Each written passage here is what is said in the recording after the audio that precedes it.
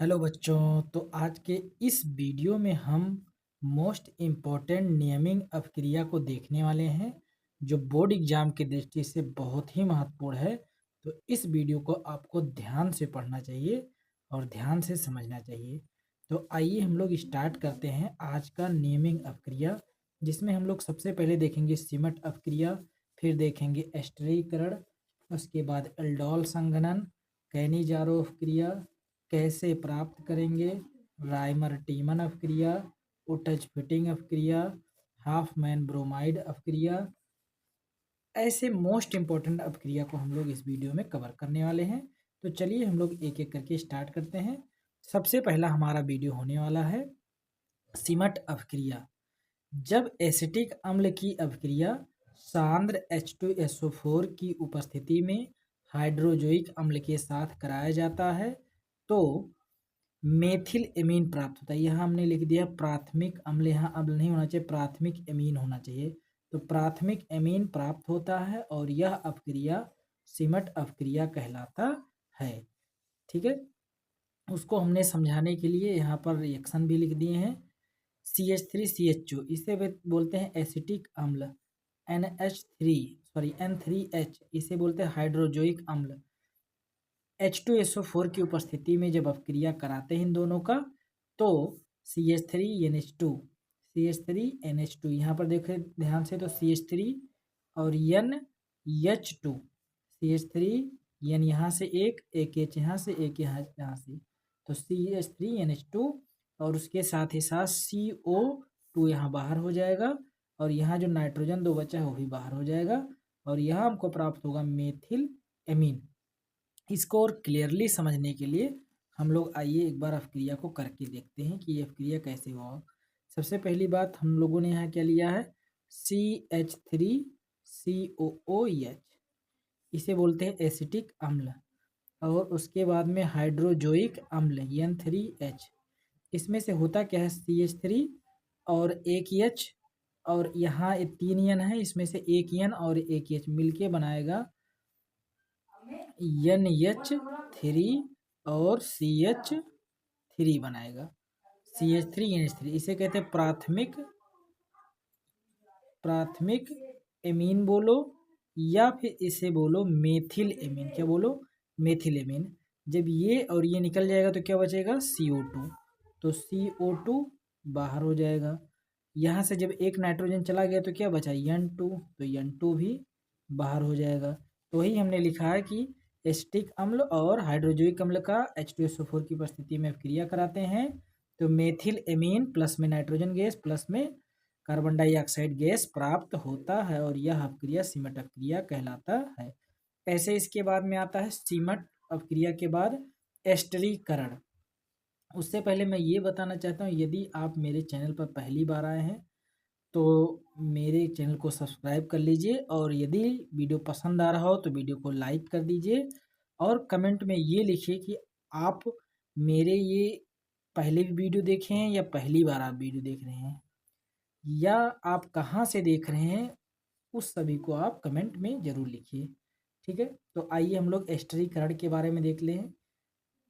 जब एसिटिक अम्ल की अभिक्रिया एल्कोहल की साथ अल्कोहल के साथ होना चाहिए, अल्कोहल के साथ H2SO4 की उपस्थिति में गर्म कराया जाता है तो एस्टर तथा जल प्राप्त होता है और यह अपक्रिया एस्टरीकरण कहलाता है। यानी कि formation of ester is known as एस्टरीकरण। ठीक है, यानी कि फॉर्मेशन यानी कि एस्टर के निर्माण को हम लोग क्या कहते हैं, एस्टरीकरण कहते हैं। जैसे यहाँ पर देखें तो एसिटिक अम्ल CH3COOH, ये है एसिटिक अम्ल। यहाँ पर क्या है, एथिल एल्कोहल। जब इन दोनों की अपक्रिया कराते हैं H2SO4 की उपस्थिति में या इन दोनों को गर्म कराते हैं H2SO4 की उपस्थिति में तो यहाँ पर हमको एस्टर प्राप्त होता है। क्या प्राप्त होता है, एस्टर या फिर एथिल एसीटेट इसका नाम होता है और उसके साथ ही साथ एक अणु जल बाहर निकल जाता है। यदि यहाँ पर देखिए तो ये एथिल एसीटेट हमने यहाँ पर इस तरह से लिखा है या फिर इसे आप एसिटिक अम्ल बोलिए। एसिटिक अम्ल को हमने यहाँ पर लिखा है और यहाँ पर एथिल अल्कोहल यहाँ लिख दिया। ठीक है, इस एसिटिक अम्ल से OH और एथिल अल्कोहल से H बाहर निकलेगा और बनेगा जल। CH3CO, CH3CO, OC2H5, OC2H5 मिलके यहाँ बनाएगा एस्टर। ठीक है, तो ये हमारा 2 अपक्रिया हो गया। इसके बाद में हम लोग का अगला क्वेश्चन आता है ओटज फिटिंग अपक्रिया। ओटज फिटिंग अपक्रिया यह भी बहुत महत्वपूर्ण है बोर्ड एग्जाम की दृष्टि से, तो इसे आपको ध्यान से देखना चाहिए। जब एल्किल हाइलाइड का शुष्क ईथर की उपस्थिति में सोडियम के साथ क्रिया कराते हैं तो एथेन प्राप्त होता है। यह अपक्रिया ओटज अपक्रिया कहलाता है। दोबारा एक बार देखिए, जब एल्किल हाइलाइड CH3Cl, ये क्या है, RCl कह सकते हैं, RX कहते हैं, एल्किल हाइलाइड का अपक्रिया शुष्क ईथर की उपस्थिति में, यानी कि यहाँ पर जो होगा शुष्क ईथर होगा, क्या होगा, शुष्क ईथर होगा, शुष्क ईथर की उपस्थिति में सोडियम हाइड्रोक्साइड के साथ, देखिए हमने 2 अणु ले लिया है, एल्किल हाइलाइड एक इधर और एक इधर, की उपस्थिति में सोडियम के साथ कराया जाता है तो हमको एथेन प्राप्त होता है। यहाँ से ये 2 सोडियम है, इन दोनों एथिल के एक एक क्लोरीन को निकाल लेगा, क्या होगा, दोनों एल्किल हाइलाइड के एक एक Cl को बाहर निकालेगा और बनाएगा 2NaCl, और बचा क्या, CH3 और यहाँ बनेगा एथेन, और ये अपक्रिया क्या कहलाएगा, ओटज फिटिंग अपक्रिया या ओटज अपक्रिया कहलाता है। इसके बाद में अगला आता है हम लोग का हेलोफार्म अपक्रिया। वह अपक्रिया जिसमें मेथिल कीटोन समूह युक्त, वह अपक्रिया जिसमें मेथिल कीटोन युक्त समूह, मेथिल कीटोन मतलब जिसमें मेथिल हो और कीटोन ग्रुप हो, यौगिक सोडियम हाइड्रोक्साइड NaOH की उपस्थिति में हाइलोजन से, हाइलोजन मतलब यहाँ पर Cl2 भी आप लिख सकते थे, Cl के अलावा आप Br2 लिख सकते थे, I2 लिख सकते थे, F2 लिख सकते थे, मतलब कि हाइलोजन के साथ कराते हैं तो हेलोफार्म प्राप्त होता है। यहाँ से क्या होगा कि यहाँ से CH3 और ये जो इसके साथ में हाइलोजन है, ये जो इसके साथ में हाइलोजन है, हाइलोजन अगर यहाँ पर ध्यान से देखो तो 3 दूना 6, कितना है, 6 में से केवल 3 हाइलोजन इस CH के साथ बाहर निकलेगा और बनाएगा हेलोफार्म, और जो 3 हाइलोजन बचेगा वो इस 3 सोडियम के साथ, ध्यान से देखना है, 4 सोडियम है, 4 एकम 4, 4 सोडियम है, 4 से केवल 3 सोडियम के साथ बनाएगा 3NaX, और बाकी जो 1 सोडियम बचा है वो और ये RCOO, ये मिलके बनाएगा RCOO प्लस में 3 अणु जल बनेगा, क्या बनेगा, 3 अणु जल, और यह अपक्रिया हेलोफार्म अपक्रिया कहलाता है। ठीक है, इसमें क्लोरोफार्म तथा ब्रोमोफार्म रंगहीन होता है। देखो जो हेलोफार्म होता है, ये हेलोफार्म Cl3 जोड़ दो तो क्लोरोफार्म हो जाएगा, C और I3 जोड़ दो तो आइडोफार्म हो जाएगा, Br3 जोड़ दो तो फिर ब्रोमोफार्म हो जाएगा। तो वही हमने यहाँ लिखा है कि क्लोरोफार्म तथा ब्रोमोफार्म रंगहीन होता है। इस अपक्रिया द्वारा अगर क्लोरोफार्म और ब्रोमोफार्म बनता है तो रंगहीन होगा, जबकि आइडोफार्म पीले रंग का क्रिस्टल होता है। ठीक है, तो ये था हमारा हेलोफार्म अपक्रिया जो बार बार पूछा जाता है। इसके बाद में हम लोग का आता है एक बहुत ही महत्वपूर्ण अपक्रिया, राइमर टीमन अपक्रिया। राइमर टीमन अपक्रिया से पहले मैं ये बताना चाहता हूँ कि आप हमारे भारत के कौन से ज़िले, भारत बोले तो मेरे देश के कौन से ज़िले और कौन से प्रदेश से आप देख रहे हैं उसे आप ज़रूर कमेंट में लिखिए कि सर मैं यहाँ से देख रहा हूँ। और यदि अभी तक आप सब्सक्राइब नहीं किए हैं चैनल को तो सबसे पहले आप सब्सक्राइब करें, यदि वीडियो पसंद आ रहा हो तो लाइक करें और अपना नाम। हम लोग राइमर टीमन अपक्रिया को देखते हैं। इस अपक्रिया में जब फिनाल का 67 डिग्री सेल्सियस ताप पर, इस अपक्रिया में क्या होता है, फिनाल का हम लोग 67 डिग्री सेल्सियस ताप पर जलीय सोडियम हाइड्रोक्साइड की उपस्थिति में क्लोरोफार्म के साथ कराते हैं तो जो उत्पाद प्राप्त होता है उसका जल अपघटन कराने पर बेंजीन वलय के अर्थो स्थान पर एल्डिहाइड समूह उपस्थित हो जाता है और यह मुख्य उत्पाद के रूप में अर्थो हाइड्रोक्सी बेंजल्डिहाइड की प्राप्ति होता है। देखो ये थोड़ा सा कम समझ में आया होगा जिस तरह से मैं पढ़ा हूँ, लेकिन अभी आपको समझ में पूरा आ जाएगा।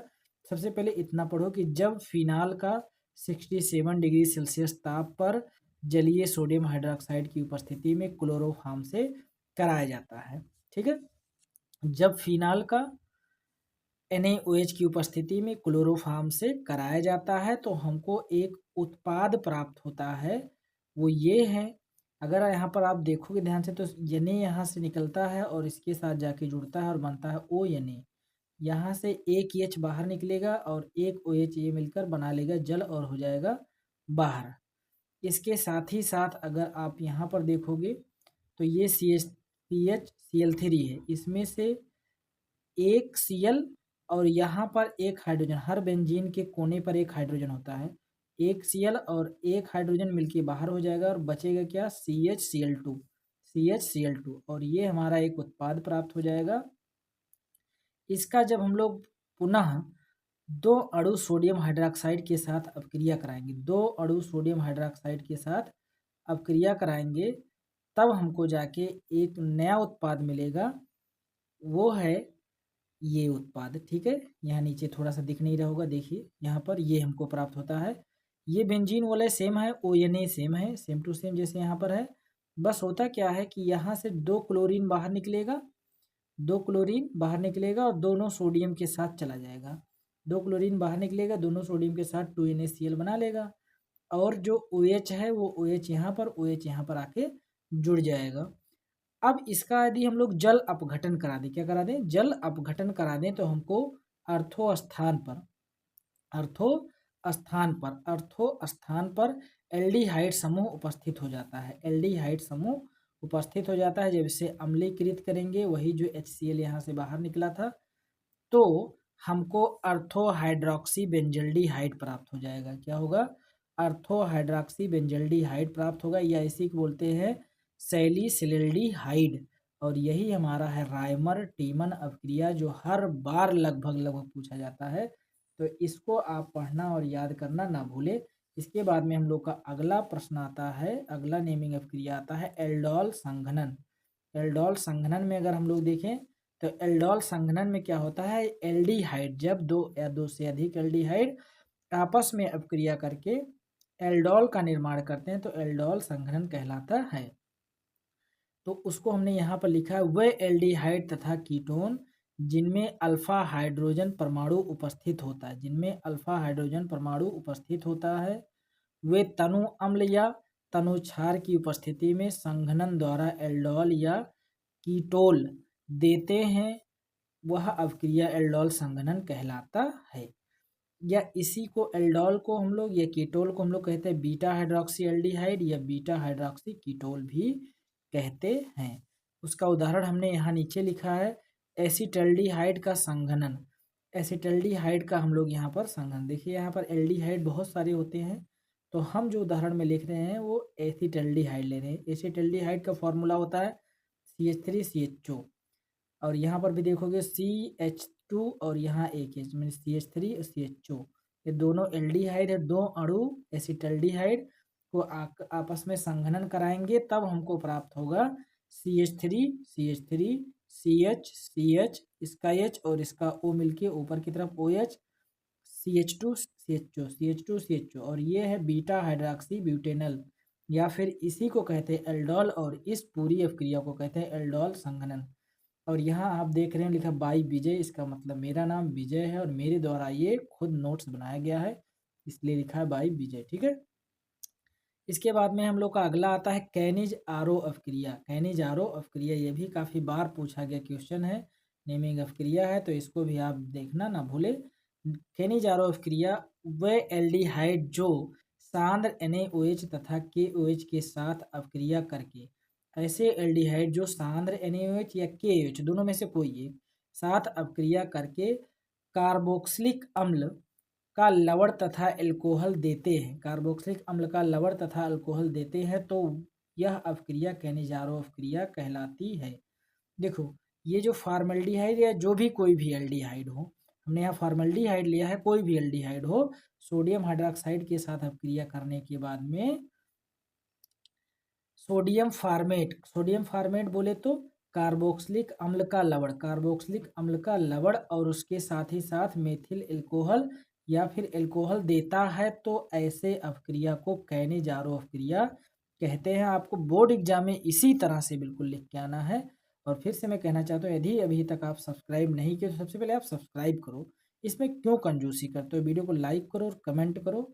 आइए हम लोग अगला देखते हैं कि कैसे प्राप्त करेंगे डीडीटी। ठीक है, ये भी काफ़ी बार पूछा जा चुका है, इसलिए हमने सोचा क्यों ना इस वीडियो में इसको भी ऐड किया जाए कि कैसे प्राप्त करेंगे क्लोरोबेंजीन से डीडीटी। क्लोरोबेंजीन से डीडीटी कैसे प्राप्त करेंगे। देखिए ये बेहद आसान है, लेकिन ये बार बार पूछा जाता है, तो इसलिए हमको इसे ध्यान से देखना चाहिए। जब क्लोरल की अपक्रिया सांद्र H2SO4 की उपस्थिति में क्लोरोबेंजीन के साथ कराया जाता है तो डीडीटी प्राप्त होता है। देखिए क्लोरल क्या होता है, जब आप लोग क्लोरोफॉर्म बनाने की प्रयोगशाला विधि पढ़ रहे थे तो उसमें आपने देखा होगा कि एक क्लोरल का निर्माण होता है। तो क्लोरल का अभिक्रिया जब सांद्र H2SO4, देखो क्लोरल का फॉर्मूला हमने लिख भी दिया, CHCCl3CHO, सांद्र H2SO4 की उपस्थिति में क्लोरोबेंजीन के साथ कराया जाता है तो डीडीटी प्राप्त होता है। लेकिन एक खास बात कि क्लोरल की अपक्रिया दो अणु क्लोरोबेंजीन के साथ कराया जाता है। ये है क्लोरल CCl3CHO और ये है बेंजल्डिहाइड, ये भी है बेंजल्डिहाइड। बेंजीन के हर एक पॉइंट पर एक एक हाइड्रोजन होता है। हमने इस वाले हाइड्रोजन को यहाँ दिखा दिया है। इस क्लोरल का O और इस बेंजीन क्लोराइड का H मिलके बनाएगा जल और जल हो जाएगा बाहर। और इस ऑक्सीजन के स्थान पर ये बेंजीन आके जुड़ जाएगा कार्बन से, ये बेंजीन आके जुड़ जाएगा कार्बन से, और जो यहाँ हमने दिखा दिया है CCl3CH, और ये आके जुड़ा है, हाइड्रोजन से नहीं जुड़ा है, ये जुड़ा है कार्बन से। और यहाँ पर बनता है कि डाई क्लोरो डाईफेनिल ट्राईक्लोरो, एक कार्बन दो कार्बन, एथेन, इसीलिए इसको कहते हैं डीडीटी। क्या कहते हैं, DDT, die chloro diphenyl trichloro ethane. कभी कभी इसका डायरेक्ट फुल फॉर्म पूछ लेता है कि die chloro diphenyl trichloro ethane क्या होता है, तो इसे आप इस तरह से लिख सकते हैं। ठीक है, दूसरी खास बात, यदि आप इस सब का नोट्स चाहते हैं तो मेरे नंबर 6393976229 पर व्हाट्सएप मैसेज कीजिए, मैं आपको नोट्स जरूर दे दूंगा। आइए हम लोग अगला क्वेश्चन देखते हैं कि डाईएजोनियम लवण से क्लोरोबेंजीन कैसे आप प्राप्त करेंगे। डाईएजोनियम लवण से क्लोरोबेंजीन, देखिए क्या होता है, क्लोरोबेंजीन प्राप्त करना तो सभी बच्चों के लिए आसान होता है, लेकिन उनको ये याद नहीं रह जाता है कि डाईएजोनियम क्लोराइड का फॉर्मूला क्या होता है। तो डाईएजोनियम क्लोराइड का फॉर्मूला होता है, बेंजीन के ऊपर N2Cl लगा दो, डाईएजोनियम क्लोराइड हो जाएगा, या C2H5N2Cl। ठीक, तो जब बेंजीन डाईएजोनियम क्लोराइड का अपक्रिया क्यूप्रस क्लोराइड के साथ कराया जाता है तो क्लोरोबेंजीन प्राप्त होता है। जब बेंजीन डाइएजोनियम क्लोराइड का क्यूप्रस क्लोराइड के साथ अपक्रिया कराया जाता है तो क्लोरोबेंजीन प्राप्त होता है, उसके साथ में नाइट्रोजन गैस बाहर हो जाता है। तो ये था डाइएजोनियम क्लोराइड से क्लोरोबेंजीन कैसे प्राप्त करेंगे। इसके बाद सबसे ज़्यादा महत्वपूर्ण क्वेश्चन है क्लोरोफार्म बनाने की प्रयोगशाला विधि, जो हर बार लगभग पूछा ही जाता है। तो इस क्वेश्चन को आपको नहीं गंवाना चाहिए, तो इसी के चलते हम लोग इसमें ये पढ़ लेंगे क्लोरोफार्म बनाने की प्रयोगशाला विधि क्या है। तो यह मेथेन का ट्राईक्लोरो उत्पन्न होता है, इसका मतलब मेथेन का फॉर्मूला CH4 होता है। उसमें से 3 क्लोरीन जब बाहर निकलता है, सॉरी 3 हाइड्रोजन बाहर निकलता है, 3 क्लोरीन जब जुड़ता है तब क्लोरोफॉर्म का निर्माण होता है। इसीलिए कहते हैं यह मेथेन का ट्राईक्लोरो व्युत्पन्न है। इसका सूत्र CHCl3 होता है। इसका IUPAC नाम 111 ट्राईक्लोरो मेथेन होता है। निर्माण में अगर हम लोग देखें तो निर्माण का विधि जो है, प्रयोगशाला में क्लोरोफॉर्म का निर्माण एथिल एल्कोहल C2H5OH या एसीटोन पर विरंजक छोड़, या इसी को इंग्लिश में कहते हैं ब्लीचिंग पाउडर की क्रिया द्वारा किया जाता है। ब्लीचिंग पाउडर की क्रिया द्वारा किया जाता है। इसके लिए हमने यहाँ पर एक चित्र बनाया है जो आपको भी बोर्ड एग्जाम में बना के आना है, तो इसे आप ध्यान से बढ़िया से तैयारी कर लेंगे। देखिए जो अभिक्रिया होता है ये पूरा संपन्न होने में, क्लोरोफार्म बनने में लगभग 4 चरण होते हैं। 4 चरण होते हैं। सबसे पहला काम क्या किया जाता है कि ब्लीचिंग पाउडर को लिया जाता है, ब्लीचिंग पाउडर का जल के साथ अभिक्रिया कराया जाता है, तब हमको जाके क्लोरीन गैस प्राप्त होता है। क्लोरीन गैस का फिर एथिल अल्कोहल से क्रिया कराएंगे, तब हमको मिलेगा एसिटल्डिहाइड या फिर मेथिल एल्डिहाइड प्राप्त होगा। उसका अवक्रिया जब दोबारा क्लोरीन से कराएंगे तो हमारा क्लोरल प्राप्त होगा, और क्लोरल का हम लोग कैल्शियम हाइड्रोक्साइड के साथ कराते हैं, तब जाके हमको कहीं क्लोरोफॉर्म मिलता है। लेकिन इस चित्र में हमने ऐसे ही दिखा दिया है अभी समझने के लिए। अभी आपको चारों चरण को बताते हैं। सबसे पहले यहाँ पर देखें तो एक स्टैंड है, स्टैंड पर हम लोग ने यहाँ बर्नर लगा दिया ताकि ये हीट होता रहे। और यहाँ पर एक फ्लास्क है, फ्लास्क को हमने एक संघनित्र के द्वारा और यहाँ पर एकत्रित के द्वारा जोड़ दिया है। इसमें होता क्या है कि बर्नर को जला दिया था, गर्म होता रहता है, इसके अंदर एथिल अल्कोहल और विरंजक छोड़ ब्लीचिंग पाउडर को डाल दिया जाता है। धीरे धीरे ये गर्म होगा और यहाँ से क्लोरीन गैस बाहर निकलेगा, और क्लोरीन गैस के साथ ही साथ यहाँ पर क्लोरल भी निकलता है, और उसे फिर संघनित्र करके क्लोरोफॉर्म के रूप में यहाँ पर एकत्रित कर लिया जाता है। इसकी अपक्रिया सबसे महत्वपूर्ण है, तो इसको आप जरूर देखिए। इस विधि में होने वाली अपक्रिया 4 चरणों में संपन्न होता है।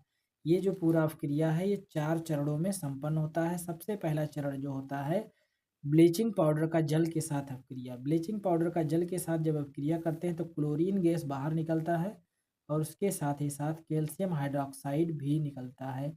ये कैल्शियम हाइड्रोक्साइड बाद में काम में ले लिया जाता है, लेकिन पहले इस क्लोरीन का अपक्रिया एल्कोहल के साथ, एथिल अल्कोहल के साथ कराया जाएगा, और यहाँ पर प्राप्त होगा एसिटल्डिहाइड। क्या प्राप्त होगा? एसिटल्डिहाइड। एसिटल्डिहाइड का हम लोग दोबारा जब क्लोरीन की अधिक मात्रा से अधिक के से कराते हैं, तब हमको जाके क्लोरल प्राप्त होता है और HCl बाहर हो जाता है।